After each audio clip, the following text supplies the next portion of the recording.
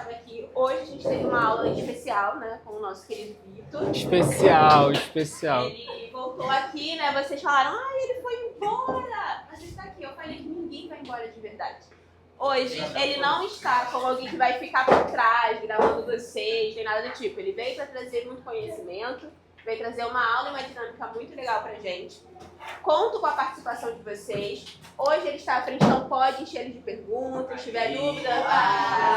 Aí sim. Não. E agora eu vou passar a palavra para ele, que está junto também com a Tainara, que veio aqui acompanhá-lo. Eles vão se apresentar mais devidamente. E é isso, ótima aula para vocês. Obrigada. Bom, gente, é o seguinte, eu sou o Vitor, vocês já me conhecem. É muito louco estar aqui para dar uma aula para vocês, porque eu tô acostumado a microfonar as pessoas e hoje quem tá com o microfone sou eu. Enfim, não faço mais parte, vocês já me conhecem, obviamente, eu não faço mais parte do projeto como equipe técnica e hoje eu vim dar uma aula para vocês de fotografia como denúncia, como as desigualdades sociais e raciais se manifestam nas questões ambientais e de que maneira a fotografia pode contribuir para denunciar essas injustiças. A gente sabe, né, que a fotografia, ela é... Eu acho que tudo que a gente constrói a partir de uma imagem, falando sobre narrativa visual, ela tem uma intencionalidade. Então, tudo é intencional. Quando se fala sobre audiovisual, quando se fala sobre técnica visual, quando se fala sobre fotografia, quando se fala sobre videografia, tudo é intencional. Nada é por acaso. E é por isso que a gente vai... Eu e a Tainara, maravilhosa, ela vai se apresentar para vocês. Eu também vou me apresentar melhor para vocês, vou falar sobre o meu currículo. Primeiro é só sobre o título, mas sobre a intencionalidade da fotografia. Então eu espero que vocês comecem essa aula e percebam essa aula como algo que é construído a partir de uma narrativa e que nada se descola da intencionalidade. Então, tudo aqui tem um contexto social, econômico, político, de raça, de gênero. Nada se descola do recorte social, racial, de gênero e político. Tudo tem uma intencionalidade. Bom, eu... Bugou aí? Deixa eu dar uma olhada. Peraí, deixa eu. É o cabo. Acho que é pra cá. Tá. Bom, esse cabo tá bem ruim. Tá, acho que acho que é melhor você vir pra cá. Eu sou fotógrafo documental, apesar de eu trabalhar com vocês aqui como... Na época que eu trabalhava aqui, há 3 semanas atrás, eu trabalhava como videomaker aqui. Maiara, toda hora tá desligando. Sei. Deve estar com mau contato. Talvez seja o meu computador, talvez não seja nem a televisão e o cabo em si. Mas eu... Não, acho que agora ficou. Eu trabalho como fotógrafo documental e diretor criativo, então acho que o que eu mostrei para vocês aqui, enquanto eu estava fazendo parte da equipe técnica do projeto, era mais sei lá, acho que não era nem 1% do que eu faço e do que eu trabalho, porque eu não trabalho na área da videografia, e sim na área da fotografia e da direção criativa. Eu sou graduando em História pela Universidade Federal Rural do Rio de Janeiro, sou pesquisador em relações étnico-raciais, mas especificamente na área de cinema e racismo e de como o audiovisual impactado pelo eurocentrismo impacta a dimensão psíquica da identidade negra em sociedade. Então, falando assim, talvez seja um pouco difícil de vocês compreenderem, ou não estou falando que vocês são burros, mas... Eu trabalho como a narrativa pautada em dinâmicas que marginalizam o sujeito negro em sociedade, impactam a construção da identidade negra e a dificuldade de vivência desse sujeito negro em sociedade. Para isso, a gente vai usar o ODS 18, que fala sobre as relações étnico-raciais e a importância da equidade racial. Né? Eu também faço parte do Laboratório de Pesquisa em Teoria da História e Interdisciplinaridade, que é o LAPET, que é da Universidade Federal Rural do Rio. E também sou do Imago, que é um grupo de pesquisa em História e Imagem, que é coordenado pela maravilhosa Tainara Vasconcelos, que inclusive é minha orientadora, gente. Ela orientou minha pesquisa. E eu acho que agora você pode falar um pouco mais, você pode se apresentar, eu acho que eu já me apresentei. Oi, gente, bom dia. Vocês conseguem me ouvir com facilidade? Tá muito baixo aí atrás? Então, eu me chamo Tainara Vasconcelos, eu sou orientadora do Vitor na graduação, Eu sou doutoranda, mestra e graduada em História pela Federal Rural do Rio de Janeiro. Também tenho especialização em artes e vice-coordeno o LAPET, que é o Laboratório de Pesquisa em Teoria da História e Interdisciplinaridade, e coordeno o IMAGO, que é o primeiro grupo de pesquisa em História e Imagem da Federal Rural do Rio de Janeiro. Eu também sou fotógrafa há 14 anos, tenho não vivência na área documental, mas principalmente na área de eventos, ensaios fotográficos, ensaios de famílias, partos, já fotografei muito parto. Enfim, eu tenho um currículo um pouquinho menor do que o Vitor, mas uma trajetória Ela é muito grande. doutoranda, já fez graduação, mestrado e agora está no doutorado. Você tem um currículo menor que o meu. Eu Pelo amor de pesquiso Deus. representação de mulheres negras no século XIX. Estou há 13 anos pesquisando isso, entre graduação, especialização, mestrado, doutorado, enfim. E hoje quero contribuir com vocês. Eu pretendo, juntamente com o Vitor, fazer uma aula mais participativa, na qual vocês tragam as demandas de vocês, questionem, coloquem suas dúvidas, enfim, que a gente possa fazer uma troca interessante para que não seja um conhecimento verticalizado, né? Eu falo, o Vitor fala, vocês ficam assistindo. Não, a gente pode ter uma troca e acho que isso vai ser interessante. Eu acho que é isso. Eu gosto, quando eu dou aula, o que é muito raro, né? Porque eu não gosto muito de sala de aula, eu sou mais da pesquisa.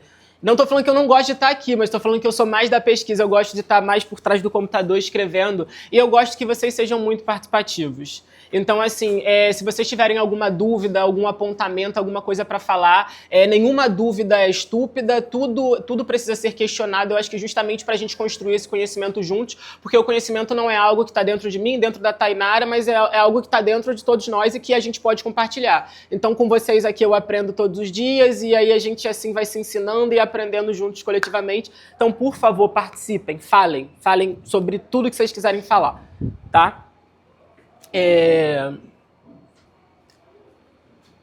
Agora eu vou passar um vídeo para vocês. Eu falei assim, cara, o que eu vou fazer? Eu falei que eu vou passar um vídeo falando sobre racismo e justiça nas mudanças climáticas. Vocês já, obviamente, têm uma noção do que é o racismo ambiental, mas eu acho que eu vou perguntar para vocês. O que é racismo ambiental para vocês? O que vocês aprenderam, né, durante esses meses de curso? O que é racismo ambiental? O que você falou? Mas o que você acha que é racismo ambiental? Você esqueceu? Mas o que você acha? Quando eu falo assim, racismo ambiental, o que você acha que é? Apesar de não ter... Assim, você perdeu o conhecimento prévio que você tinha, que em algum momento você construiu... Não, mas eu quero ouvir de você. O que você acha, Lucas? O que é racismo ambiental pra você? Mano, vai ficar jogando racismo ambiental. Racismo ambiental, pelo que eu lembro, é quando uma área mais pobre tem mais dificuldade de ter uma área verde implementada. Sim. Menos nutrientes, não tem esse racismo, só lá para as periferias. Sim, entendi.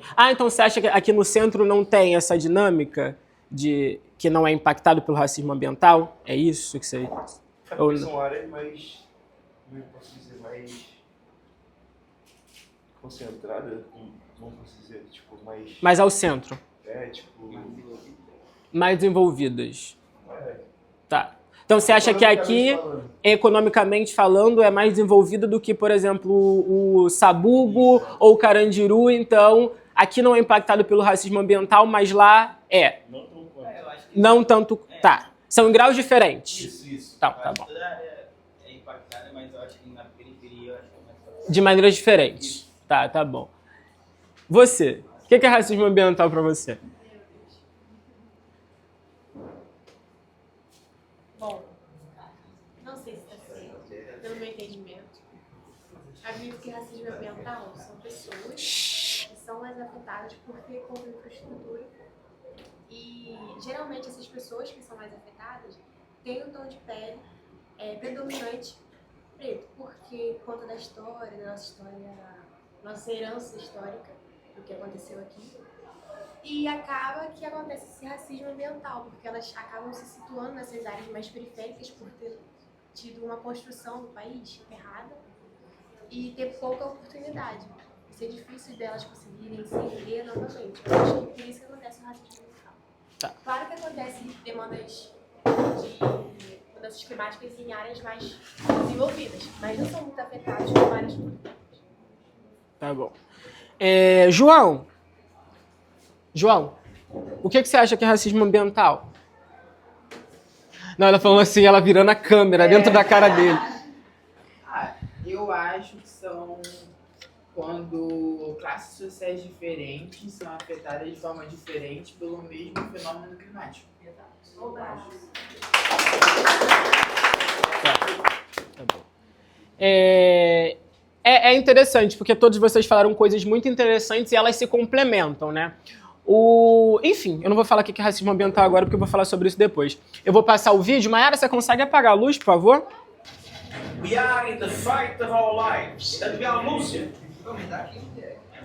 We are on a highway to climate hell with our foot still on the accelerator.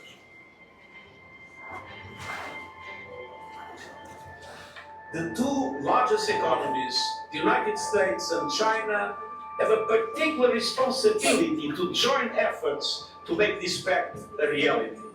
It is either a climate solidarity pact or a collective suicide pact. A crise climática é profundamente injusta. Ela é injusta quando você analisa a relação entre os países e é injusta quando você analisa a relação entre ricos e pobres, seja no plano mundial, seja internamente a cada país. I've seen many humanitarian disasters in the world, but I have never seen climate carnage on this scale. The people of Pakistan contribute less than 1% to the global carbon footprint. Surely, the response to this crisis must also be a global response. Os países emitem gases de efeito estufa e isso tem levado cada vez mais às mudanças climáticas e a eventos extremos.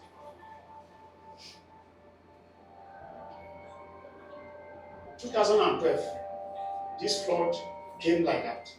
It covered all my entire house. The money they paid me when I retired is what I take to build this house. Now I have nothing again, which I'm not supposed to live there with my family. It's very sad. Very, very sad. Quando você vê quem sofre os efeitos de tudo isso, é que você vê a injustiça. E aí vem essa preocupação com a justiça climática. Na verdade, hoje se confunde, porque o clima ele acaba mostrando os efeitos de todas as alterações ambientais. Você tem uma crise do clima, uma crise da biodiversidade, uma crise relacionada à degradação por poluição, elas estão interrelacionadas, mas acabam se consolidando nos efeitos para as mudanças climáticas. E essa crise, ela é profundamente injusta do ponto de vista social. Southwest Florida's my heaven on earth, and hurricanes come with South Florida. You just gotta kind of take it, and I'm willing to take that. It's my favorite place, you know. It's worth it. Just gotta kind of have insurance, be prepared. Humihingi po ako ng konting tulong para ma-survive yung kasi yung bigas namin nabasa. O racismo ambiental, ele vai se pautar de que a vulnerabilidade que as pessoas vivem hoje no mundo, decorrente dos impactos e efeitos das mudanças climáticas, é resultado de um processo histórico de racialização e capitalização dos espaços. Quando eu falo capitalização, eu estou falando de exploração mineral, desmatamento.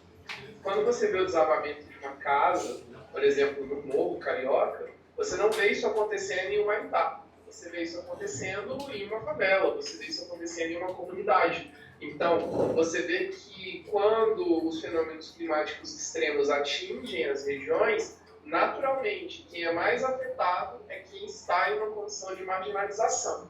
E, no Brasil, as pessoas que mais estão em condição de marginalização são as pessoas negras. Ali já era uma tragédia anunciada, né? Porque a Defesa Civil sobe o morro e fala que está interditado. Mas não arruma uma casa, não faz um projeto, não bota ninguém em lugar nenhum. O pobre vai morar onde? Não é por falta de pesquisa que a gente está fora da agenda climática. Isso é um problema social que naturalmente se reflete na COP, naturalmente se reflete nesses espaços de alto nível, de alto poder, de alta concentração de poder, os espaços decisórios propriamente dito. Então, não dá para a gente falar de justiça climática, de enfrentamento ao racismo ambiental e racismo climático, se a gente continua preterindo as pessoas que deveriam estar nesses espaços. É evidente que nas negociações climáticas, os países mais ricos têm que se voltar, têm que se juntar para ajudar os países em desenvolvimento. E esse é um ponto mal resolvido desde sempre nas negociações climáticas. Se fala há anos de uma promessa dos países mais ricos de ajuda de 100 bilhões de dólares anuais para os países em desenvolvimento para medidas de adaptação. E isso fica sempre num esquema de devo, não nego, pago quando puder. Você combina nos encontros, nas conferências, e você fica adiando, e isso nunca é cumprido. Então, você tem que cumprir nesse ponto, nessa relação entre os países. Tanto a questão dessa promessa dos 100 bilhões de dólares por ano de ajuda aos países em desenvolvimento, quanto tem que debater e detalhar e começar a concretizar mecanismos de compensação por perdas e danos. Eles nem gostam de usar o termo compensação. Eles já começam a conversa falando que não é compensação, que é uma ajuda, é mais nesse sentido. Porque se você usa a expressão compensação, é como se você assumisse a culpa. E isso, no plano mundial, pode dar uma confusão grande. Então, normalmente, nos discursos, eles vão já começar, isso não é uma compensação, mas nós podemos discutir perdas e danos. A questão é ir além desse podemos discutir e avançar para medidas concretas. Let the African COP be a different COP. Let the African COP listen to the biggest stakeholders. Let the African COP be an action COP.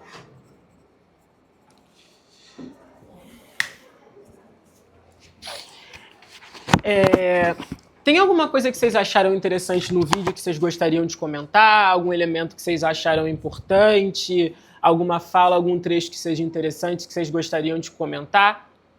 Eu acho interessante que vocês tomem iniciativa, porque senão eu vou ter que escolher. Eu acho que interessante, mas também triste, é como isso chega pra gente. E como isso chega para outros países também. Porque é algo que a gente não vê muito sendo falado e que deveria ser mais pautado e ser mais reconhecido. Racismo ambiental, justiça climática são coisas que a gente não vê pessoas importantes falando, sabe?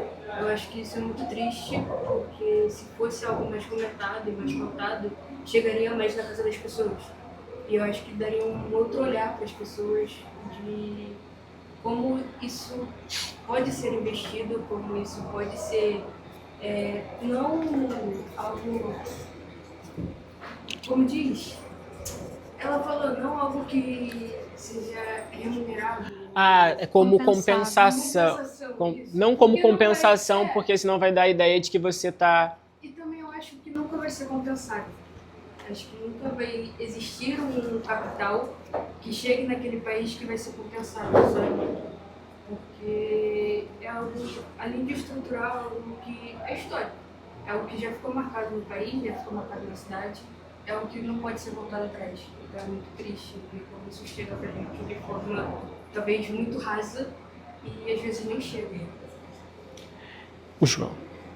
Eu acho interessante, como a Luna disse, não tem capital que chegue e compense, porque no final de tudo são vidas humanas, depois que se perde não vai voltar mais, não é dinheiro que você bote. E você vê o quanto é triste quando você vê uma família, são pessoas passando fome, literalmente passando fome. Um risco de, sei lá, com morte por desnutrição, porque se você dormir sabendo que não sei se amanhã vai ter comida, não sei se amanhã vai ter comida na mesa, não sei se amanhã vai ter água limpa, porque tá alagado. A água pode ser contaminada, porque água eu bebo, eu preciso de água para sobreviver. Então acho muito triste a situação da gente ver o quanto que vidas humanas são feitas muitas vezes como números. Ah não, número de alguém que morreu na Índia. Não, são pessoas que morreram na Índia por uma situação que podia ser evitada. Só que muitas vezes o capital fala mais alto, o dinheiro, o interesse, não se fala o quanto isso eu acho que chega a ser perverso você fazer dessa forma, você botar pessoas como se fossem números, porque são vidas, são sonhos, são esperanças, e tudo isso vai ser jogado fora como se não tivesse importância. Muito interessante essa fala que vocês trazem, e também é muito interessante que tem um trecho do vídeo que um dos pesquisadores, geógrafos que aparece no debate, ele traz que essas pessoas elas não estão no centro do debate, né? Porque elas são preteridas quando se fala sobre o debate acerca das mudanças climáticas. E essas pessoas são as mais impactadas pelas mudanças climáticas. Então, o que faz vocês pensarem que nós somos os mais impactados pelas mudanças climáticas? Nós que estamos marginalizados a essa situação. O que vocês acham que faz com que a gente não esteja no centro desse debate? Por que a gente não está na COP? Por que a gente não está nessas grandes conferências nacionais e internacionais? Ou por que a gente não está nessas reuniões de empresas bilionárias que, quando pensam em projetos que degradam o meio ambiente, não escutam, pensando numa ideia de conselho municipal, por exemplo, a população mais impactada por isso. E a partir do que o João falou, do que a Luna falou, do vídeo que a gente assistiu e o exemplo que eu trouxe, por que vocês acham que essas pessoas elas não estão no centro do debate? O que você acha? Por que eles são preteridos quando a gente fala sobre mudança climática, se é a gente que está sendo impactado cotidianamente por essas mudanças, até pensando também nas calçadas muito curtinhas que a gente fala que tem aqui, aos esgotos ao céu aberto, aos resíduos sendo descartados incorretamente lá na Lanare e o mais. O que vocês acham? Por que vocês, aqui em Paracambi, não estão debatendo, não por falta de vontade, mas porque essas reuniões que acontecem de decisão política, por que vocês não estão lá? Por que as outras pessoas impactadas não estão lá? Não estão lá? Eu acho que falta uma união. Falta o povo se unir, porque sozinho a gente não vai conseguir chegar lá e debater. A gente não tem poder de capital para poder ter uma pressão sobre eles, mas se eles se reunissem, seria uma pressão e eles teriam que ouvir de certa forma. Até porque a população ela tem um poder muito grande. Esse poder é de girar a economia do país. Porque o rico aqui no Brasil, vou tomar como Brasil como nós, ele não gira a economia do país. Quem gira são os pobres. Periféricos, exagerei no pobre, né? Mas a gente tem um poder muito grande em questão de voto e a gente não sabe o poder que a gente tem. E se a gente se reunisse e as pessoas que são afetadas se reunissem, teria assim um grande peso. Eu acredito que não acontece muitas coisas porque não tem um certo tipo de coletivo. Coletivos. Tá. Por falta de informação também, da parte da prefeitura, eu acho que sempre quando rola essas reuniões, a população nunca fica sabendo, parece que eles escondem. Tá. Eu pensei numa coisinha que eu não sei se vocês repararam na hora do vídeo, aquela foto ou vídeo da reunião da COP. Vocês contaram quantas mulheres tinham naquela reunião? Acho que a gente pode voltar.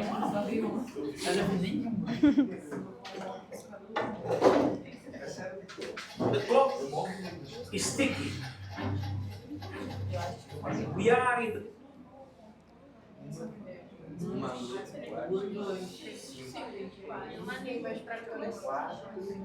É evidente que nessa... Eu contei 6. E tem um ponto que eu acho interessante nesse debate. Quem cuida, majoritariamente? Quem falou? Claro, na dúvida. Quem Ela cuida? falou as mulheres. Quem cuida? Quem cuida? Uhum. Quem cuida do quê? As mulheres. De modo geral, são as mulheres que cuidam. Cuidam das crianças, cuidam dos animais, cuidam dos idosos. E quando tem algum tipo de catástrofe climática, quem fica responsável mais ainda por esse cuidado são as mulheres. De uma forma geral, quando acontece algum tipo de catástrofe, os homens vão fazer o trabalho pesado, de limpeza, etc., e as mulheres continuam nesse cuidado. Então a gente vê uma reunião para falar sobre os impactos do clima e do racismo ambiental na população e tem 6 mulheres, que seriam as pessoas que mais conseguiriam prever como que aquilo impactaria de fato na vida social e também na administração, no gerenciamento de um lar, porque, pelo menos na casa dos meus pais, meu pai não sabe onde está o arroz, mas a minha mãe sabe onde está o arroz. Então quem cria a estratégia de gerenciamento para botar um alimento mais para cima, para pensar como que pode subir uma trouxa na hora que começa a chover e vai inundar a casa? É essa mulher que faz o gerenciamento desse lar. Isso aqui também não está acontecendo. Então não é só que os pobres estão excluídos, os negros estão excluídos, as mulheres também estão excluídas desse debate e, de uma forma geral, meio que todo mundo está excluído, porque é só uma minoria. Qual é seu nome, querida? Como a Suzana falou, a minoria, que é a minoria rica, e no caso a minoria masculina, e que também é uma minoria branca, estão pautando um debate que, na verdade, impacta a vida de todo mundo. É muito interessante, porque a gente em algumas aulas atrás, algumas boas aulas atrás, foi falado justamente sobre essa questão, né, de como as mulheres, elas cuidam, né? E tem uma pesquisa, e aí eu depois posso enviar o link para vocês, porque é uma coisa que eu acabei de lembrar aqui. Eu acho que, se eu não me engano, ela é do ano passado, que traz que os lares brasileiros, eles são majoritariamente geridos por mulheres, né? E é muito interessante também, porque quando a gente fala sobre construção de imagem, construção de narrativa e de análise de imagem, a gente percebe que a gente assiste um vídeo. A gente simplesmente assistiu um vídeo. E aí a gente para, e aí a Tainara, ela aponta sobre a quantidade de mulheres do vídeo. E a gente volta pro vídeo. E a gente começa a contar quantas mulheres tem naquele nosso campo de visão, naquela imagem ali, estática. Isso é o que é uma tentativa e é o que a gente quer construir aqui hoje, que vocês sejam mais críticos quando a gente fala sobre análise de imagem. Porque quando a gente olha um vídeo, quando a gente assiste um vídeo, ou quando a gente visualiza uma imagem, a gente, primeiro, acha que aquilo é algo dado, até mesmo dentro da história, né, que a gente acha que é algo que a gente ouve muito. Ah, sempre foi assim. Por que é assim? Porque sempre foi assim. Não. Não sempre foi assim. As coisas, elas são construídas historicamente. Houveram processos que fizeram com que aquilo chegasse naquele ponto. E é por isso que tá daquele jeito. Então, quando a gente assiste uma imagem como essa, quando a gente assiste um vídeo como esse, a gente precisa que vocês tenham a criticidade de poder analisar a imagem e entender como que uma mera foto ou um trecho muito curto de um vídeo pode dizer sobre recorte racial, recorte de gênero, porque quando a gente fala que tem 6 mulheres, por exemplo, quantas dessas mulheres são negras? Uma. E aí a gente tem uma imagem de mais ou menos quantos homens ali? Quantos homens vocês acham que tem naquela imagem? Uns 30, 40. E aí a gente vai fazer um recorte de gênero. Então, de 30, 40 homens, a gente tem, a partir disso, 5, 6 mulheres. E quanto dessas mulheres são negras? Então, a gente precisa entender e fazer e ter esse olhar crítico na realidade para poder compreender que uma imagem, ela não é nada dada. Ela é um processo que corresponde a uma questão política, social, econômica, e que a gente precisa estar atento a tudo isso, porque a gente precisa saber quais os perfis que a gente está elegendo para tomada de decisão que impacta diretamente a nossa população. Então, quando o Gabriel trouxe para vocês aquela atividade para a gente poder olhar o perfil dos vereadores eleitos da cidade, que com certeza o pai de vocês votaram, a mãe de vocês votaram e até mesmo vocês votaram, é para que a gente possa facilmente visualizar quem são essas pessoas que estão tomando a decisão por nós. Porque se em algum momento você diz que essa reunião ela é feita às escondidas e a gente não sabe, é porque essas pessoas que a gente elegeu, essas pessoas que nós elegemos, fizeram questão de que a gente não estivesse ali. E fizeram questão de que a gente não fosse comunicado sobre uma mudança que impacta diretamente a nossa população. Então, quando a gente for eleger alguém, quando a gente for analisar uma imagem, quando a gente for ler um livro, quando a gente for dialogar com qualquer pessoa que seja, a gente precisa ter a criticidade de compreender qual o teor daquela mensagem. Não como algo dado, mas como um processo historicamente construído. De política de poder, de disputa de poder, onde a gente não está vencendo. E aqui a gente está formando líderes. E a gente precisa que vocês mantenham os olhos abertos e que a gente compreenda perfeitamente quem está sendo impactado por essas mudanças ambientais. E qual o perfil dessas pessoas. Então, se a gente tem, na tomada de decisão, homens brancos, ricos e pessoas na ponta sendo impactadas por essas mudanças climáticas, são mulheres, negras e pobres, peraí, a gente precisa eleger perfis como o nosso. Isso é muito importante. Então, foi necessário que a Tainara chamasse a atenção, especialista em história da imagem. Ela analisou, mas que a gente precisa estar muito atento a tudo que a gente consome. Não que a gente precise ser cri-cri, que a gente precise ser chato e ficar mimizando tudo, mas que a gente precisa estar atento a tudo que a gente consome e principalmente ao perfil de quem a gente elege, direta e indiretamente. Entende? E aí, eu acabei de pensar nisso. Eu vou dar 5 minutos para vocês, não estava nos planos, mas eu vou contar aqui no cronômetro 5 minutos para vocês poderem elaborarem mesa por mesa uma proposta para maior participação social na construção de política pública para a população marginalizada. Então vocês vão ter 5 minutinhos para conversarem aí e me apresentarem uma proposta, tá? Eu amo dinâmica. Vou repetir. É uma proposta, vocês vão conversar em grupo e vão montar uma proposta breve de alguma mudança ou alguma política de incentivo para que haja maior participação social desse grupo. Durante o vídeo, o geógrafo que estava falando, ele disse que a população vulnerabilizada ela é preterida na hora da tomada de decisão. A gente teve um exemplo da COP29, se eu não me engano, que foi na África. 27, desculpa. 27, que foi na África, e a gente tinha uma baixa representação de mulheres e de pessoas negras. Então, pensar uma política fosse municipal, estadual ou federal para que haja uma maior participação social dessas pessoas na construção de políticas públicas acerca das mudanças climáticas. E aí eu vou começar a contar a partir de agora. E aí, quem quer começar? Nós. Eu amo que vocês têm atitude, né? Vocês vão e falam que vão fazer e fazem mesmo. Ele escreveu. E aí? Eu já fiz aí, amor. Olha aí, mas a proposta, na verdade, seria, candidatar ou, prestar atenção nas pessoas que tem uma proposta, né, igual da gente aqui, porque se a gente escolher uma pessoa branca e, que só quer os interesses,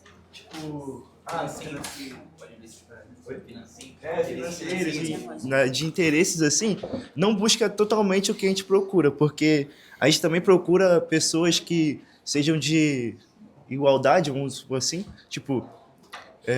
um exemplo, a gente botou aqui que se a gente incluísse as mulheres da periferia, mulheres majoritariamente negras e provedoras do lar, isso seria, daria uma visão maior para as outras mulheres, um incentivo para que, dá para mudar, dá para continuar alguma coisa, dá para fazer alguma coisa diferente. Você fala no sentido de candidatar politicamente, partidariamente? Isso. Assim, um plano, a gente chegar a um plano de governo, acho que é assim que se fala. Um plano de governo de um candidato que... Isso. Então, eu tenho um exemplo. A Sara trouxe pra gente aqui... Cadê a Mayara? Desconectou. A Sara trouxe pra gente aqui que durante a última chuva, a casa dela encheu. E que ela foi cobrar o Yuri sobre as mudanças necessárias no bairro para que isso não acontecesse novamente. Então, pensando por essa lógica, a Sara seria talvez ideal para essa proposta? A Sara é a querida que ajuda aqui, que mantém tudo organizadinho para que a gente assista a aula. Ah, sim. Então seria esse mais ou menos o perfil. Alguém que seja impactado. Isso. Então, minha casa encheu, eu sei o que é ter a casa, enfim, durante a enchente. E por isso talvez eu tenha uma maior sensibilidade quando se pensa em criação de políticas públicas. Se ela tivesse a voz ali, ela poderia, tipo, 1000 vezes ser... Como é que eu posso dizer?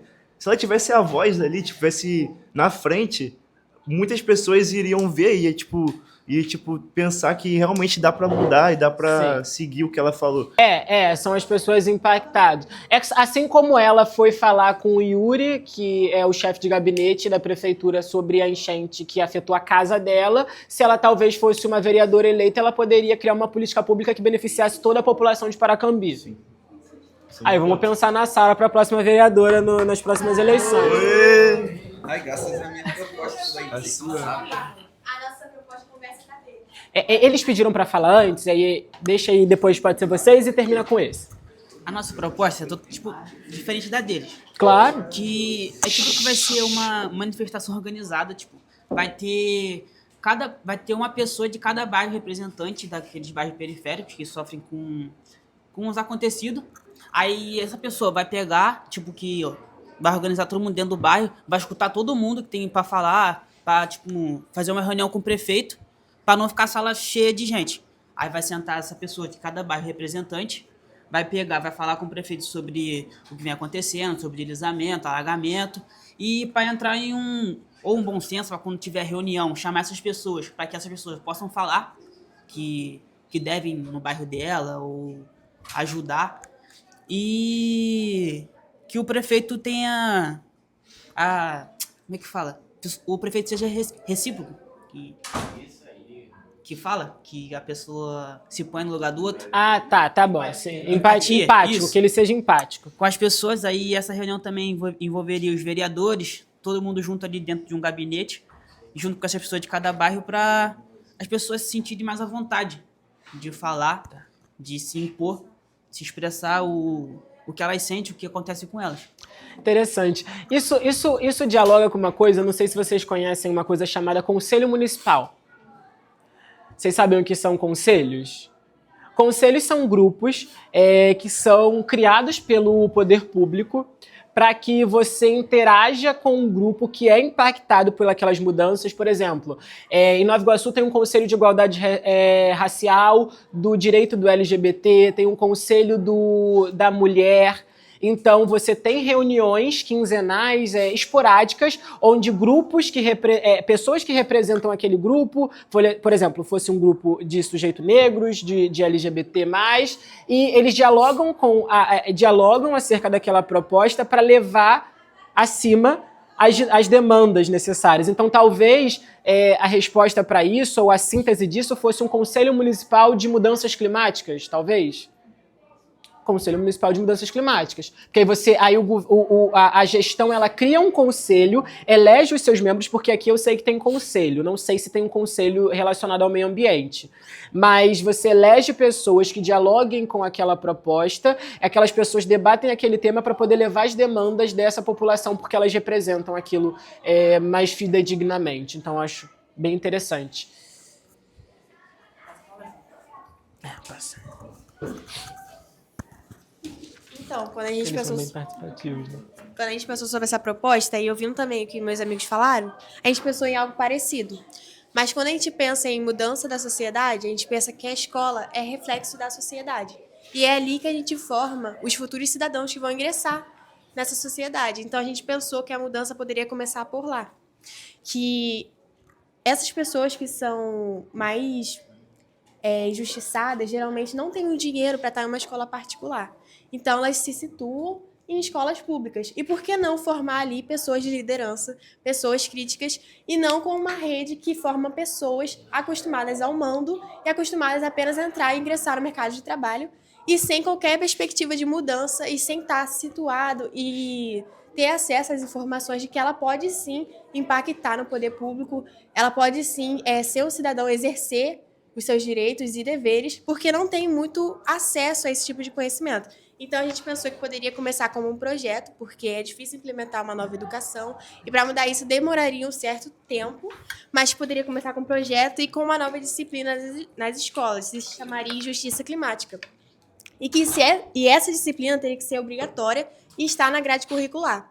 Dando certo, depois de 6 meses, fazendo tudo certinho, passando a 1 ano, esse tipo de disciplina teria que ser obrigatória para a pessoa formar no ensino.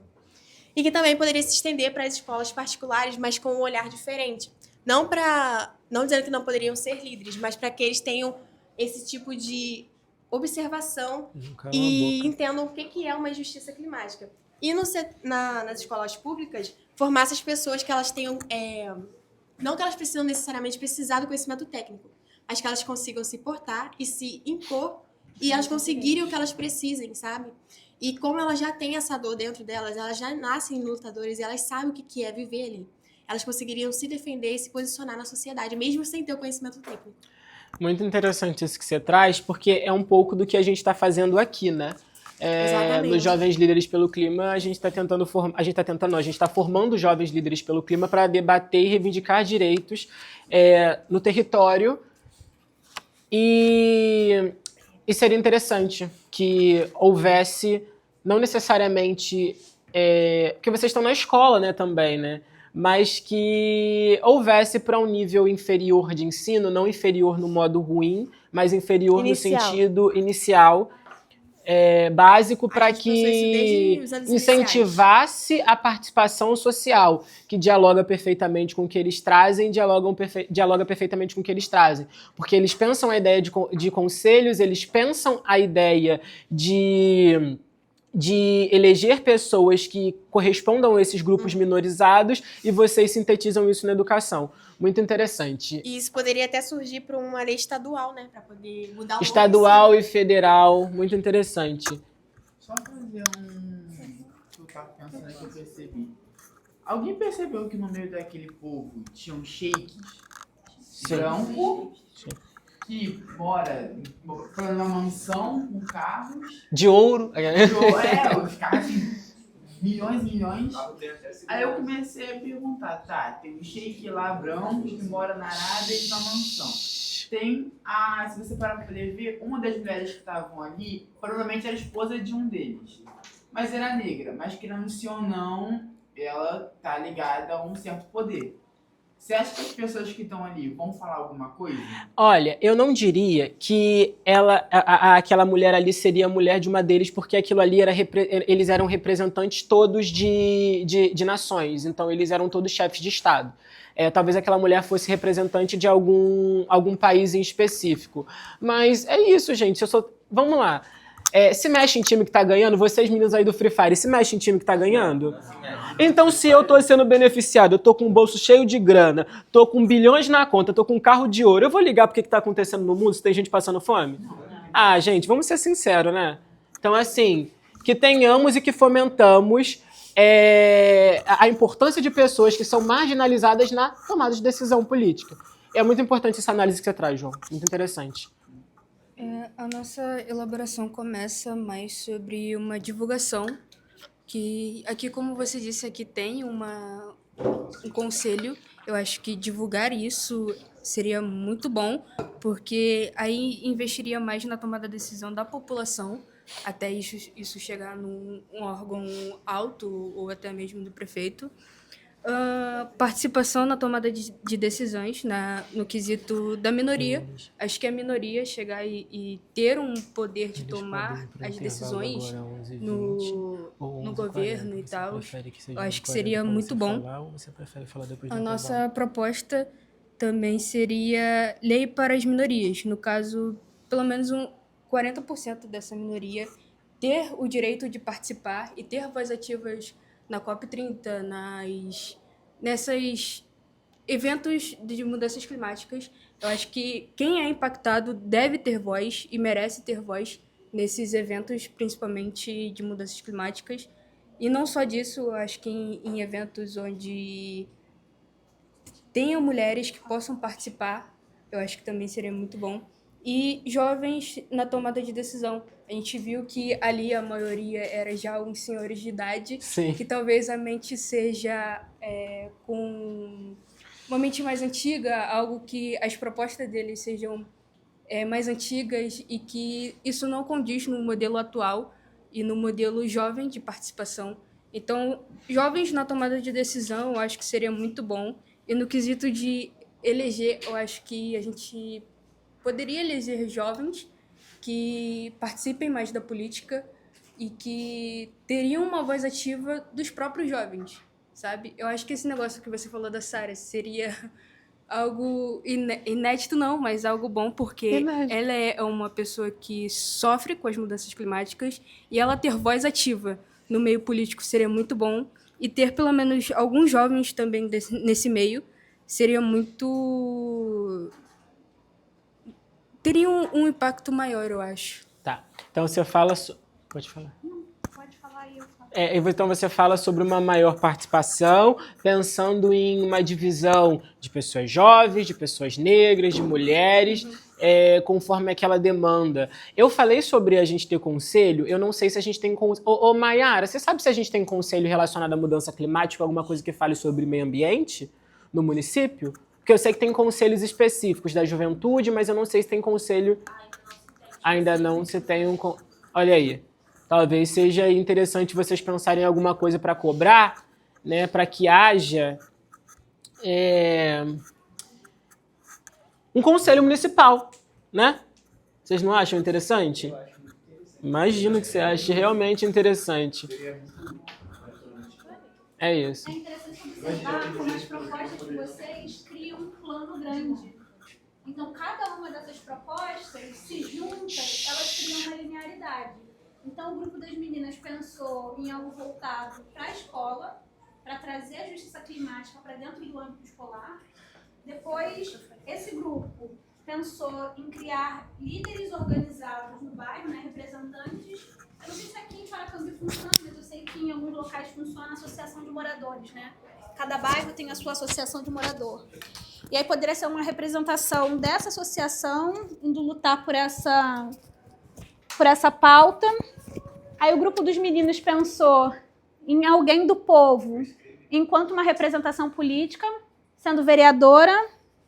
E, por fim, o quarto grupo pensou em fazer a divulgação desse trabalho, uma divulgação massiva para que as pessoas elas queiram participar e depois elas também participem da tomada de decisão. Então, vocês conseguem perceber que cada ponto ele se estrutura e forma um ponto maior. Mas isso também é interessante para a gente pensar na questão da rotatividade. Por quê? Uma vez que essa liderança que veio do povo chega ali e está ali há 15 anos, essa pessoa também começa a acessar uma série de coisas que tiram ela do povo e uma hora ela também esquece de onde ela veio. Então é importante que sempre haja uma rotatividade para que essa liderança mais jovem ela ocupe esse espaço e possa fazer esses tensionamentos. Porque a coisa mais normal de acontecer é você ir ficando mais velho e você vai ficando mais duro, mais conservador. E aí eu falo conservador não no sentido ideológico, mas no sentido de que você realmente quer conservar aquilo que você tem, porque você já alcançou uma determinada estabilidade, é o que você quer, né? Então é interessante que cada ponto de vocês ele constrói uma possibilidade de mudança para o futuro. É isso, pensar aí uma política maior para que vocês, mais que a gente pense em uma política ou alguma dinâmica que seja maior, onde se tetize a ideia de vocês para que possamos construir algo maior e fazer com que isso de fato aconteça, pelo menos aqui em Paracambi. E aí quando eu falei que podia ser tanto municipal quanto estadual e até mesmo em nível federal. E aí, quem sabe, uma lei que começa no município de Paracambi, que se torna estadual, depois se torna federal. Olha que interessante, os jovens líderes fazendo parte dessa construção dessa política. Aí, uma de vocês, aí, imagina. Mayara, a gente pode dar um intervalo para eles agora e eles voltarem 10h45? Não. 10h45 vocês voltam. Só vou pedir uma coisa para vocês. Vou pedir uma coisa para vocês. Um de cada grupo traz uma imagem de racismo climático para a gente debater na volta? Pode ser? No celular, traz no celular. Vou começar esse segundo bloco, que é quando a gente começa a falar sobre fotografia, eu trouxe algumas reflexões. Depois o Vitor vai... Você vai conceituar? Não, pode isso. Ah, tá. Eu trouxe esse livro aqui, que é Para Entender uma Fotografia. Eu acho que aqueles de vocês que gostam de fotografia, inclusive, podem acessar esse livro. Eu tenho ele em PDF, tá? Então, se alguém quiser, eu passo em PDF. Gente, eu tenho tudo quanto é livro em PDF. Eu passo para todo mundo. Então, se vocês quiserem, vocês falem comigo. Esse livro, ele traz uma reflexão interessante. Vou ler o iniciozinho para vocês. Fala assim: uma sociedade capitalista requer uma cultura baseada em imagem. É necessário prover grandes quantidades de entretenimento a fim de estimular o consumo e anestesiar as injúrias de classe, raça e gênero. Nós vivemos dentro de uma sociedade capitalista. E aqui eu não estou falando sobre posição política. Ah, eu sou de esquerda, eu sou de direita. É uma simples constatação. E dentro da estrutura capitalista, você vai ter uma maioria de pessoas que são empobrecidas, que sustentam a máquina para que uma minoria enriqueça e consiga fazer a manutenção dos seus privilégios. É sobre isso que nós estamos falando aqui através das imagens. E aí eu pedi a vocês para que vocês trouxessem algumas imagens para que vocês pudessem também se questionar acerca delas. Quantos de vocês sabem o ano e a localidade de onde as fotos foram tiradas?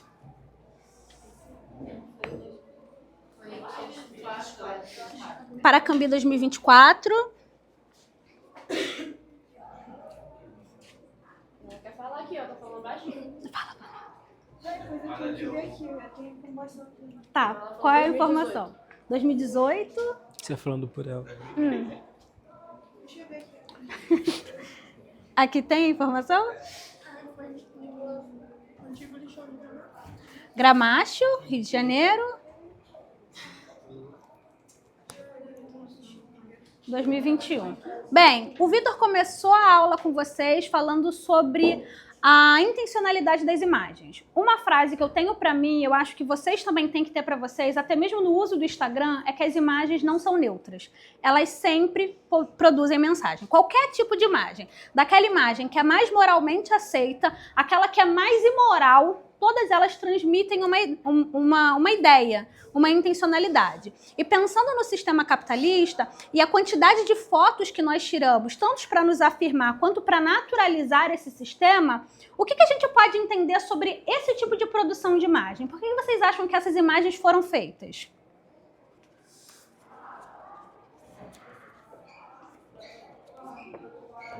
Escolhe alguém para responder. Para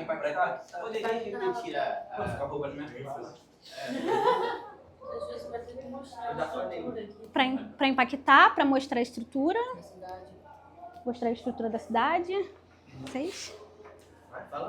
Registro também. Registro. Porque se a gente parar para pensar, é uma coisa interessante. Por que alguém vai sair da sua casa e fotografar uma pessoa no lixão, catando lixo? Por que uma pessoa que está catando lixo se permite ser fotografada? Pô, acabei de perder minha casa. Uma enchente foi lá, destruiu tudo. Tô chorando, tô com meu filho morto no colo, com meu cachorro morto no colo. Por que eu me permitiria ser fotografado? E por que alguém ia querer fotografar essa situação? O quê? Para ser ouvido, para mostrar a realidade, para conscientizar. Nesse caso, não tem resposta certa ou errada, não. São várias motivações que levam a pessoa tanto a fotografar, tanto a aceitar ser fotografada. Mas pensando essa fotografia nesse local de denúncia, o que a gente pode tirar disso? Então, é a partir desse questionamento que a gente tem esse segundo bloco. Vou ler só mais um trecho para vocês, porque eu acho que o professor sempre fala para o aluno ler, mas ele nunca mostra para o aluno que ele leu nada. Então, assim, leiam. Estou trazendo o livro aqui para vocês verem. Bem, essas fotografias nos tomam de assalto. É agradável para vocês verem uma foto onde uma pessoa está com água de esgoto até aqui? Pois é, elas nos tomam de assalto. A gente vê aquela imagem e já pula para trás. O adjetivo mais literal que pode ser aplicado a elas é estarrecedoras. Somos assaltados por elas. Quando as olhamos, o instante do sofrimento dos outros se apodera de nós. Ficamos plenos de desespero ou indignação. O desespero nos leva a sofrer pelos outros, sem nenhum propósito. A indignação demanda ação. Tentamos emergir do instante da fotografia de volta a nossas vidas. Ao fazê-lo, o contraste é tão imenso que a retomada do cotidiano parece ser uma reação desesperançosa e inadequada ao que acabamos de ver. Então, quando nós temos esse tipo de fotografia, a reação que nós temos é simplesmente ficar perplexo diante delas. E quando nós temos que voltar para nossas vidas, a gente fica tipo, e agora? O que eu faço? O que eu faço depois de ver uma criança morta por conta de alguma questão climática que aconteceu? Então, essas fotografias de denúncia, elas têm por objetivo nos mobilizar, nos tirar desse estado de inércia e provocar em nós algum tipo de reação diante das atrocidades que estamos vivendo. Mas é por causa disso que é importante a gente pensar num outro conceito. A gente já falou sobre racismo ambiental, já falamos minimamente sobre justiça climática, mas vocês já pararam para pensar no conceito de necropolítica? Alguém sabe o que significa necropolítica? Alguém sabe o que significa necro? Necro. Hã? Morto. Isso mesmo. Então, necropolítica é basicamente uma política de morte. Política de morte. É um tipo de política que determina quem vai viver e quem vai morrer.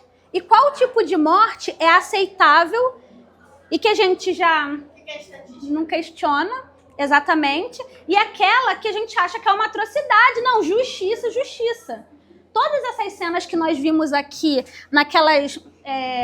naquele vídeo são imagens de necropolítica, porque existe uma parcela da população que vai morrer e a outra vai simplesmente comentar, gente, o que a gente pode fazer diante disso? Então, esse tipo de fotografia de denúncia também é para colocar nesse ponto. Nós somos as pessoas que geram indignação ou nós somos as pessoas que geram a estatística?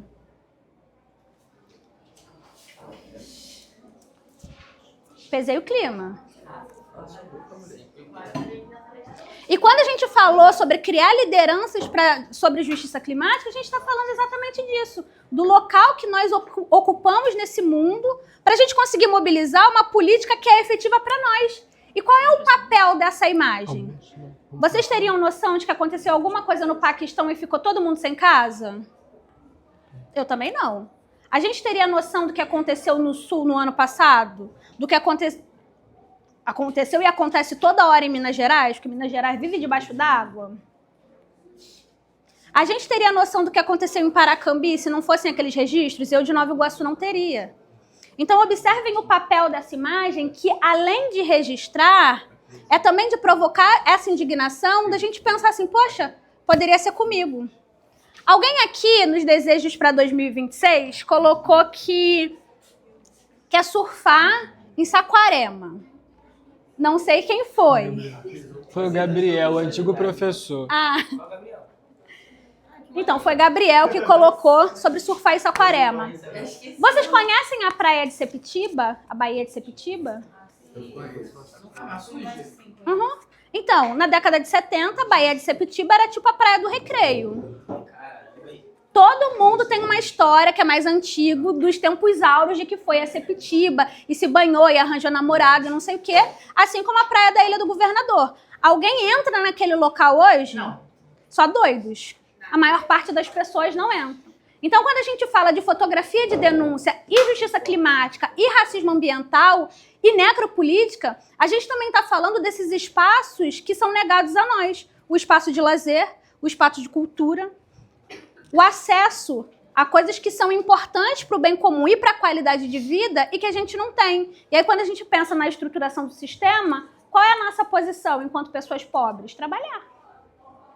Mas não ter esse espaço efetivo em que a gente consiga, de fato, se colocar. Vai falar sobre isso? Não, eu vou diferenciar, na realidade, eu vou falar sobre a diferença da fotografia documental e do fotojornalismo, mas é interessante isso que a Thay traz, porque para além de negar lazer, saúde, cultura e oferecer a nós, população marginalizada, tragédias sociais, a gente ainda precisa conciliar tudo isso com o trabalho, e quando a gente fala sobre pensar em política pública, sempre está relacionado a gente ser um agente de transformação. O que é necessário, que é importante para se entender politicamente, até porque a gente está formando líderes. Mas como conciliar isso com a casa? Como conciliar isso com a família? Como conciliar isso com lazer, cultura, quando a gente precisa estar o tempo inteiro denunciando marginalizações e formas de empobrecimento e de catástrofes políticas e ambientais que a gente é assolado todos os dias? A Thay está oferecendo algumas imagens para vocês analisarem, e eu vou dar um panorama para vocês sobre os diferentes tipos de fotografia. A gente tem vários tipos de fotografias, diversos tipos de fotografias, mas os que se destacam, e pelo menos é o que é a minha área de pesquisa, é a fotografia documental e o fotojornalismo. A fotografia documental, ela serve para contar histórias usando apenas imagens. A grande diferença relativamente ao fotojornalismo é que a fotografia documental serve como documento histórico de uma época política ou social, enquanto que o fotojornalismo retrata uma cena particular e relativa àquele momento. E ao fotojornalista se pede que ele seja capaz de fotografar apenas os fatos sem alteração do mesmo, ou seja, algo mais cru, algo mais drástico, tal qual as imagens que a gente vê sobre Minas Gerais, tal qual as imagens que a gente vê o que ele achou um absurdo de uma mãe segurando um filho morto no colo. Isso é a realidade. Isso é a realidade. E eu acho que para a gente ser sensível, para a gente ser crítico e para a gente ser político, a gente precisa lidar com a realidade. E a realidade é de que a gente vive cotidianamente sendo marginalizado e impactado pelas mudanças ambientais e climáticas. E enquanto a gente fingir que essas coisas não existem e que essas coisas não estão próximas a nós, a gente não vai conseguir agir. Então é necessário que haja criticidade. É necessário, novamente, que, através dessa atividade aí que a Thay vai passar para vocês, vocês façam uma análise, mas se colocando também como sensível. Óbvio que vocês não são neutros, porque vocês são impactados pelo ambiente de vocês, pelas percepções e as concepções prévias que vocês têm. Mas é importante que vocês se coloquem sensíveis para poder compreender essa imagem num todo. Fosse na concepção, na diagramação da imagem, do enquadramento escolhido, do uso das cores, do uso da luz. Tudo isso é muito importante para decidir qual a mensagem que está sendo passada. Tudo bem? Nem toda fotografia de denúncia ela foi tirada para ser uma denúncia. Às vezes a fotografia ela foi tirada com outro propósito, em um dado momento nós pegamos e fazemos uma análise daquela fotografia e dos pontos que saltam a nós. Porque toda arte, toda cultura, ela assume um significado particular para cada pessoa. E ela pode ser reinterpretada num tempo diferente, num contexto diferente, com uma pergunta diferente. Então é importante vocês terem isso em mente. Às vezes aquilo que para você é uma foto da sua família, para uma outra pessoa que vai olhar aquela imagem, ela vai questionar: ué, por que o álbum de família quase não tem foto da mãe? Vocês já pararam para pensar nisso? Que os álbuns de família não têm praticamente foto da mãe? Mas tem muitas fotos quando há uma figura paterna do pai com a criança. Já questionaram por que mãe tem selfie e pai tem foto com o filho? Pesado. Pesou o clima também. Geralmente, é a figura materna que tira a foto. Então, ela não sai na foto. E muitos álbuns de família são marcados por esse recorte. Você não percebe a figura da mãe, você não percebe a figura da avó porque estava cozinhando. Então, quando aquela câmera está na rotatividade, fazendo os cliques, essa mulher ela não está presente. E dentro da construção de cultura visual da família, ela é um ente ausente. Então, quando a foto foi tirada, não era uma denúncia. Mas o meu olhar e a pergunta que eu faço sobre ela pode tornar. Da mesma forma que eu posso olhar para essa foto e ver uma denúncia do trabalho informal e de tantas outras questões que elas se estruturam na sociedade. Eu dei imagens para vocês, algumas. Imagens que podem ser de denúncia ou não.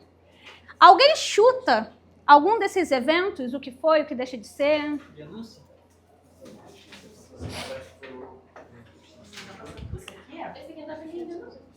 Eu acho que Dá pra entender. Eu acho que esse aqui é alguém que tá dentro de uma casa ou de um lugar mais fechado. É a sua que tá interpretação. fotografando, É a sua aí tipo, interpretação. queimando, acho que pneu, É a sua algo assim. interpretação. Tá. Nessa aqui. Legal. Eu acho que esse aqui é a guerra. Guerra? É lixo, gente morta. Gente morta. Sua interpretação. Só não há denúncia. Sua interpretação, não é minha. Vamos lá. Cada um, provavelmente vai faltar um, né? Vai falar sobre uma fotografia.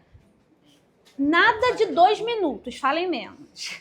Façam uma definição da fotografia pra vocês, tá bom? É, o que você entende. O que você entendeu. Primeiro grupo, primeira foto. O que essa foto significa pra você? Eu acho que, Levanta a foto assim pra todo mundo ver. na minha interpretação, seria mais um manifesto dos trabalhadores Uhum. locais. Então, pra mim, essa foto seria mais um manifesto. E mais ou menos qual temporalidade você acha que essa fotografia foi tirada? 1900 e É, bolinha aí. eu acho que pela roupa, pelo estilo, eu acho que por aí mesmo. Ok. É mais antiga porque esses equipamentos aqui são usados mais antigamente. Os equipamentos. Tá bom. É foice. Essa, Que equipamento desse mas assim, equipamento? pô, tu vê isso aqui, o cara trabalhando com isso aqui hoje em dia? Próxima. Não, não for. Próxima foto, próxima foto. Acho que eu posso me a gente tava discutindo sobre essa foto aqui, o que é. Aí um fala uma coisa, fala outra. O que você acha que é? Eu acho que é alguém em algum lugar, sentado na mata, Uhum. que fotografou talvez árvores, mas como tá escuro, não dá pra ver muita coisa. Aí a gente viu que tem, talvez tenha pessoas tipo aqui ou aqui, mas acho que não dá pra entender muito bem o que tá passando. Legal. E essa última imagem de vocês? Cara, Mostra pro pessoal, por favor. Eu acho que pelo enquadramento, pela cor, tudo. Pra elas verem também. Eu penso que é algo mais simples. Eu. É bizarro. Parece. Cara, se você olhar direito, parece que é sei lá, queimando o corpo. Corpo. Alguém tinha falado pneu. Se olhar direitinho. Você. Vocês, meninos? Parece corpo. Deixa eu suplantação dos hospitais, porque a gente vai enterrar e acabar não cremando os corpos. Tá. Cremação de corpos.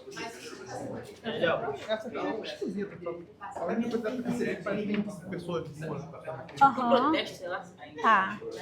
Ó, vamos lá. Trabalhadores rurais, uma foto na mata esquisita. Parece que estão queimando corpos. Aqui, ela falou a mesma coisa, parece que estão queimando corpos, mas muito provavelmente porque não teve vaga nos hospitais. Aqui são pessoas nuas passando. A sua... Parece uma, sei lá, uma mancha de sangue, sei lá. Uma mancha de sangue. A minha é uma guerra que ocorreu. Parece. Uma guerra, mas você acredita que a temporalidade dela é mais ou menos qual? Essa daqui parece que é 2014, por aí. Tá, show.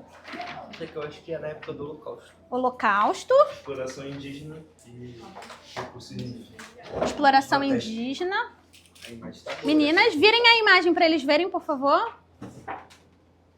Caralho, velho, lá de Isso foi um monte. 1100. Pô, aquela ali é Eu mais acho que vai tomar cor da imagem tal para CCA. Eu enxergo pessoas aqui, algumas tipo tenebroso ou algo de exploração realmente. Entendi. E você? De fato, isso aqui não parece que estão queimando corpos. Queimando corpos. Eu acho que é uma foto de um trabalho análogo para não na escravidão. Sim. E parece que estão sem nenhum tipo de equipamento de UPM. Uhum. Meio de degradado. Sim, você? Show.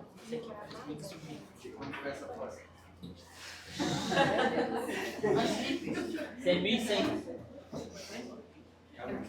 Entre todas as imagens que eu mostrei para vocês, qual foi o tema predominante? Morte. Pô, então você quer Necropolítica. Tá falando sobre morte? Não, pode ser que eu vou pesquisar. Todo mundo falou que acha que são pessoas mortas. Ou pneus. Pneus. São pessoas mortas. Pessoas sendo queimadas. Tá cremando. Essas são as únicas 4 fotos existentes da cremação de pessoas no nazismo. Essas fotos foram tiradas por Sonderkommandos, que eram judeus obrigados a trabalharem no processo de cremação, e eles conseguiram contrabandear uma câmera para dentro de Auschwitz-Birkenau e fizeram 4 fotos para funcionar como denúncia. Então eles conseguiram fotografar, enviar para o exterior, e a partir disso se soube que lá eles não só escravizavam pessoas do trabalho forçado, mas eles também matavam e cremavam, tanto em câmaras de gás quanto depois a céu aberto. Essa foto foi tirada dentro de uma câmara de gás. Então o colega falou, parece que está dentro de uma janela, parece que está dentro de um cômodo. Na verdade, não. Um deles pegou a câmera, posicionou, fotografou. Por isso que a foto não tem enquadramento. Porque ela foi tirada meio no desespero. Porque ela foi tirada no desespero. E aí vocês conseguem perceber que cada uma dessas fotos ela vai sendo manipulada conforme o tempo. Então é uma foto grande que ela vai sendo cortada para ser replicada nos jornais e nos livros. E aí, olha o que acontece. Essa primeira foto, que ninguém sabia quem era quem, quando você começa a cortar e replicar nos jornais, as famílias começam a identificar as pessoas. Ou supor que estavam identificando. Então é minha tia, é fulana de tal, é a minha mãe.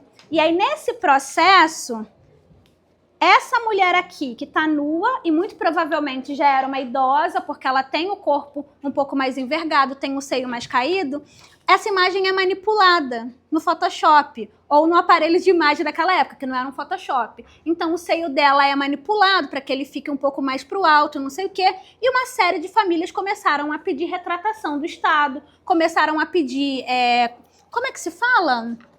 Aquela compensação financeira? Indenização. Começaram a pedir indenização, porque as pessoas entraram em processos de sofrimento, porque elas estavam reconhecendo ali uma parente que supostamente tinha morrido no campo. E muito provavelmente morreu. E aí nós temos outras fotos, como por exemplo, essa aqui, que um monte de gente falou que não entendeu nada. É uma borra de sangue? É só alguma coisa acontecendo? Na verdade não. É o processo desse soldado, desse judeu, na verdade, correr com a câmera. E aí o que ele fotografa é um borrão. E pra gente é um borrão, mas é uma fotografia de denúncia. Porque o que significa essa foto?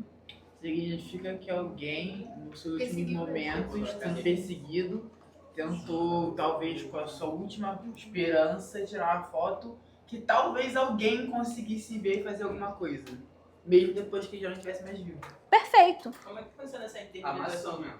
Essas fotografias elas foram tiradas no medo, na possibilidade de eu vou morrer. Mas se essa for a única forma que eu tenho de me comunicar com quem está lá fora, então é isso que eu vou fazer. A outra fotografia também, que vocês repararam que tinham algumas pessoinhas ali embaixo. Não, aquela ali, ó. Vocês repararam que tinha algumas pessoas ali embaixo. Essas são as pessoinhas que eu mostrei.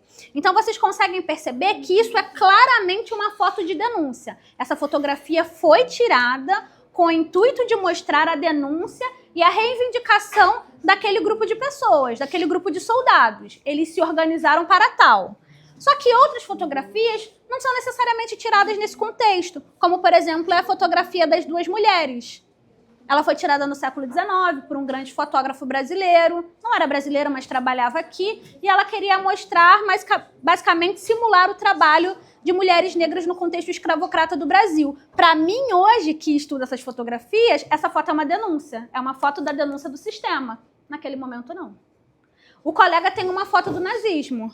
Mas, diferentemente da foto que vocês têm, essa foto foi tirada pelos próprios soldados nazistas alemães. E era proibido, tá? Era proibido, estritamente proibido, tirar fotos dentro dos campos de concentração. No entanto, tem uma quantidade de fotos absurda, porque eles não respeitavam de modo algum. Essa fotografia traz uma reivindicação de trabalhadores no campo. Já essa fotografia de vocês mostra os trabalhadores na Serra Pelada e as condições análogas à escravidão que eles viveram. Então, por que eu estou trazendo todos esses pontos? Guerra da Síria. Guerra da Síria, e é recente, acho que é 2018, 2019. E também o indígena. Por que eu trago essas fotografias para vocês? E dentro dessas fotografias eu trago fotos que foram feitas por oficiais, soldados que eram oficiais, fotos que foram feitas por rebeldes que estavam se sublevando, fotos que são feitas por trabalhadores que estão lutando por condições melhores, fotos que foram feitas sobre os trabalhadores trabalhando, fotos que foram feitas em contexto de estúdio, enfim, fotos completamente diferentes. Para que vocês consigam perceber a mobilização dessa fotografia, que nos toma de assalto. Todo mundo entendeu que eram fotos de guerra, mas no momento que eu falo, são pessoas sendo cremadas, o olho de vocês ficou desse tamanho. É uma fotografia de guerra, mas aqui eram judeus que eram obrigados a levar os próprios compatriotas para um campo de concentração, para a câmara de gás, e depois eles eram responsáveis por queimar. O olho fica desse tamanho. Então vocês percebam como cada fotografia, ela mobiliza afetos. E como que a gente pode levar essa mobilização dos afetos também para a área da justiça climática, para que a gente, de alguma forma, traga esse efeito para as questões que a gente está querendo pautar, como as que vocês trouxeram. Porque no momento que eu vejo uma pessoa no lixão, uma pessoa com uma água até aqui, uma casa que está quase caindo dentro do valão, carro virado, isso também me mobiliza e me faz questionar, pô, isso tá certo? No vídeo que você mostrou antes do intervalo, o cara tava literalmente nadando. Ele tava nadando. Vamos terminar aqui, encerrar pra gente. Não precisa parar agora, mas assim a gente entra naquela segunda parte da atividade. Oi?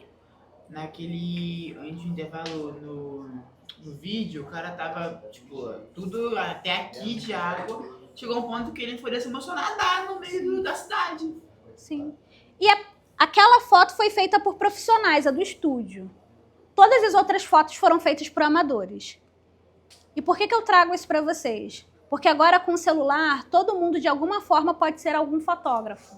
Talvez não um fotógrafo profissional, mas um agente de denúncia. Uma pessoa que vai mobilizar o debate e que vai tensionar isso. Por exemplo, a Sara poderia ter fotografado a própria casa e levado, falado, ó, aconteceu isso com a minha casa. Possivelmente levou. Provavelmente levou. E também tensionaram outras coisas, por exemplo, se eu moro no morro, provavelmente minha casa vai ser afetada de uma forma. Mas se eu moro num apartamento feito por uma construtora, como a MRV, o meu apartamento também vai ser afetado. Por quê? Porque são apartamentos de baixa qualidade. Então, o pobre, ele tá sempre se lascando. E aí parte de nós essa posição de reivindicar justiça climática e locais onde a gente possa fazer essa denúncia. O nosso Instagram é esse local, o nosso celular é esse local, e por conta disso a gente vai ingressar na segunda parte da atividade com vocês. Que é uma atividade que eu vou passar para vocês. É uma oficina de fotografia e denúncia. E o que a gente vai fazer? Vocês vão ter 20 minutos para poder pegar o celular de vocês. Eita, Free Fire. Free Fire, toma vergonha. Pegar o telefone de vocês, irem lá embaixo ou aqui em cima, pelo campus, e fazer uma fotografia de denúncia sobre alguma irregularidade que vocês encontraram. Ou talvez, se vocês já tiverem alguma, se em algum momento vocês já foram impactados. Gente, por favor, a gente tem um tempo muito curto. Mas se vocês já foram impactados de alguma forma, por alguma intercorrência, enfim. E vocês já têm essa imagem, e aí vocês vão ter 20 minutos para poder irem lá e tal, fazer a foto, virem aqui defender, e aí a foto, a melhor foto que a gente eleger, quem dera, vai ganhar uma caixa de chocolate. Agora eu gostei. E, enfim, mas é um vencedor, então assim, eu vou... Não, aí tá, e tem outro ponto, são 20 minutos. Se a pessoa que fez a melhor foto chegar depois dos 20 minutos, não conta. E aí o prêmio é pra próxima. Sobre denúncia, calma. São 11h20 agora, quando for... Oi? A denúncia a sua denúncia. 11h40 geral aqui. Importante dizer que vai ser considerado também a edição que vocês fizeram na foto. E edição no sentido de enquadramento, o recorte dessa foto posterior, porque eu não sei se vocês lembram que as fotos que eu mostrei para vocês tinham fotos que foram recortadas. Então, foram ficando fragmentadas. Isso vai ser levado em consideração também. Se vocês mandaram uma foto crua, tirei e ficou crua, ou se vocês fizeram algum tipo de melhoria nessa imagem para chegar até nós. Porque é uma fotografia de denúncia, mas que também é manipulada, porque, como a gente falou, imagens não são neutras e têm intencionalidade. Bom, a nossa assistente vai começar... Então, vou ir pela ordem. Atenção! Vou ir pela ordem conforme as fotos foram enviadas. Ó, você tem 15 segundos para defender a sua imagem a partir de agora. Tá, eu escolhi essa imagem porque, se a gente olhar bem, ela tá entupida de entulho na frente de um elevador que era para ser usado, principalmente pelas pessoas que andam de cadeira de rodas. E ali, por estar desse jeito, não tem como usar. Acabou. Esse terreno aqui, tá vendo o lixo ali? Tem esse terreno aqui e tem aquele atrás daquele portão branco lá. As pessoas, quando esses latões de lixo enchem demais, elas pegam e jogam o lixo ali nesses terrenos tudo. E aí fica esse caos aí, que eles limparam isso aqui recentemente. Então, essa é uma foto de uma rota de emergência e eu trouxe essa foto focando na plaquinha onde mostra a escada. E nessa emergência aí te revela quem foi esquecido, ou seja, os cadeirantes, as pessoas que não têm acessibilidade, como que vai fazer uma rota de emergência numa emergência? Pra onde que vai? Pra onde que corre? Só quem tem perna pode se salvar? Eu só coloquei essa imagem por causa que eu achei que ela ficou uma ótima foto, tipo, assim, tem a degradação, aquele espaço que podia ter usado, mas ele fica bonito, sabe? Mesmo, tipo, é destruído, sabe? Acho que é isso. Quem sabe usar o tempo? A denúncia é a falta de manutenção? Não, tipo assim, o espaço podia ser melhor utilizado. Eles podiam quebrar e fazer outra coisa no lugar. Só que, tipo, o jeito que tá com a arborização atrás, ele fica uma foto bonita. Entendi. Não impactou a estética. Então, no começo eu tinha botado ali na questão da condição do trabalho das pessoas na época, mas agora, parando pra pensar, ali poderia ser um espaço muito bem aproveitado, porque é um grande espaço, só que está sendo guardado, vamos dizer, entulhos ali, sendo que poderia ser reaproveitado para coisas úteis pra gente. Eu escolhi essa foto porque no debate que a Samara fez, a gente falou sobre o bosque e pessoas que vieram visitar aqui o bosque, né, a fábrica, e for jogar lixo ali, não tem fundo nos lixos. No bosque, é isso. Então, eu escolhi essa foto, né, pelo fato de ser um ponto turístico bem... Ai, meu Deus. É, bem visitado da cidade, só que pela falta de acessibilidade, um monte de empresas ao lado acaba deixando o local cheio de entulhos, dentro desse buraco, um monte de coisa. Sabe o que tem problema? E a pessoa pode correr risco de cair. E é muito perigoso, risco de cair.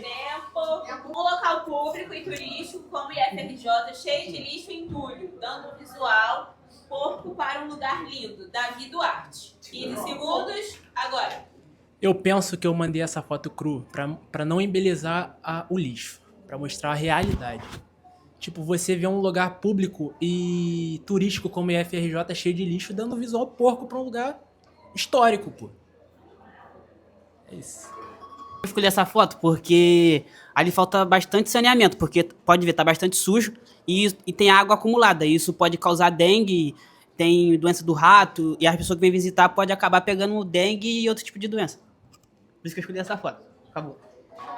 Bem, no fundo da imagem dá para ver que tem um rio, que é da cascata, e na frente tem lixeiras mais mal posicionadas e um monte de resíduos que era para ser descartado da forma correta. Então acaba poluindo o meio ambiente. Eu acho que a cachoeira, que era um lugar tão lindo, estar desse jeito atualmente é um desrespeito com a população, tanto os alunos do IF quanto a população em geral. Então eu acho que essa imagem remete muito a muitos lugares no Rio de Janeiro que poderiam ser aproveitados. É uma parte bem importante atrás do polo, que vem sendo interditado por líquidos corrosivos. Como eu disse ali, o lugar carrega marcas de um grande passado e ele é o início da cachoeira ali, e ele é um lugar que poderia ser muito bem aproveitado, porque, tipo, a gente vê essa imagem, a gente consegue ver que tem... Ah, esqueci. Desisto. Joga. Mas que isso? Meu parceiro veio Chico. Ué, desistiu? Mas você nem terminou, mas pra terminar o tempo. É muita pressão, isso aí faz pressão nos outros. Eu nem senti a pressão, filho. Esse é a cachoeira ali atrás E, por exemplo, a gente sabe que não pode tomar banho ali porque o pessoal taca esgoto, só que fica cheio de lixo entulhado porque o pessoal também taca lixo dentro, lá pra cima onde tem as casas, e a chuva acaba trazendo tudo pra cá e fica preso aqui, então. Ó. Eu falei como, tipo, limpezas ok porque o rio tá limpo. Porém, eles limparam e não tiraram o lixo do rio. Aí não adianta nada porque isso pode causar entulhos. Do mesmo jeito. Entulho não, enchente. O IFRJ foi um lugar construído durante a escravidão. Posteriormente, então, houve um incêndio, ele foi reformado e reconstruído em parte, porém a parte de cima apresenta uma possível falha na estrutura que pode levar a um desabamento, uma tragédia, matando pessoas, ferindo outras. A gente decidiu... o microfone da Thay. Quem falou isso? A gente decidiu, né, que a gente votou em comum numa mesma pessoa e a gente decidiu que seria essa imagem. A Thay pode falar o motivo e depois a gente fala qual é a foto. Eu falo. Se você quiser. Vamos lá, rapidinho. Vai lá, galera. Presta atenção. Então, nós escolhemos uma foto que representava tanto o campus quanto a denúncia sobre a estrutura, mas também o tratamento que tem sido dado nesse momento. E a foto escolhida é a do... Davi. Aqui. Toma, Davi. Vai dividir dos amigos. Vai dividir dos amigos. Vai lá. Tia, vem tirar uma foto. Vem tirar uma foto. Vem, Samar, tirar uma foto. O bagulho é dividir com todo mundo, né? Você é agora. Que orgulho dele. Bom, a aula está encerrada. Espero que vocês tenham gostado, vocês tenham aprendido.